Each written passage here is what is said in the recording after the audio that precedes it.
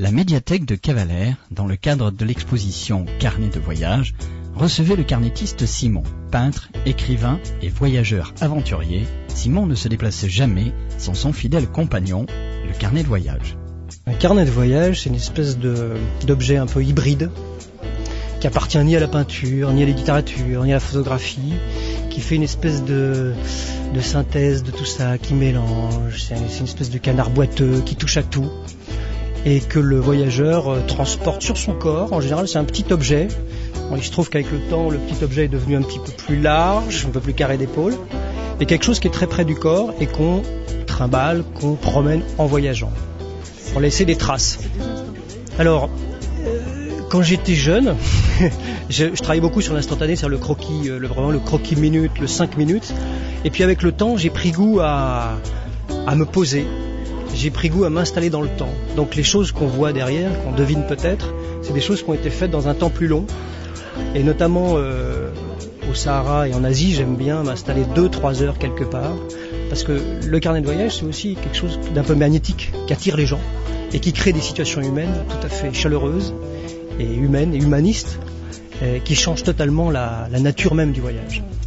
Écoutez, Senat Redzik m'a fait le plaisir de mettre tous mes carnets, pratiquement depuis le début, depuis le premier carnet, j'avais 13 ans, avec mon père en Algérie, jusqu'au dernier carnet, donc c'est le Rajasthan.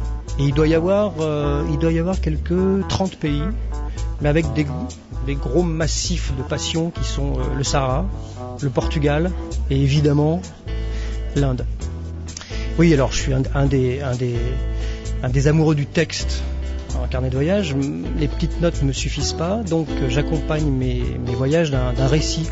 Le voyage dure, on va dire, je sais pas, il y a 6 mois de voyage en Inde par exemple, et le voyage va durer encore 6 mois dans l'écriture.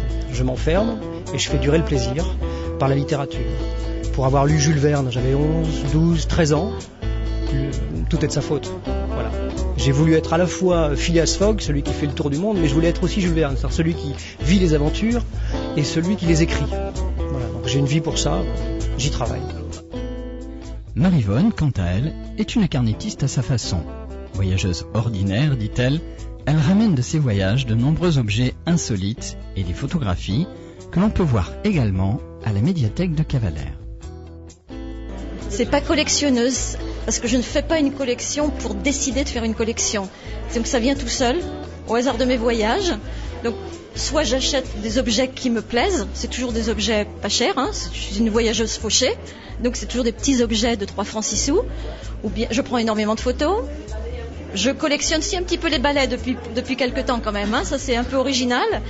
Et puis surtout, je garde absolument tout ce qu'on peut avoir dans un voyage, c'est-à-dire un problème de santé, un rhume, on achète des médicaments. Je suis tombée dans les pommes à Hong Kong, donc j'ai connu tout ce qu'on peut trouver à Hong Kong de médecins ou de pharmaciens. Et j'ai tout gardé, tout ce qu'on m'a donné, j'ai tout gardé.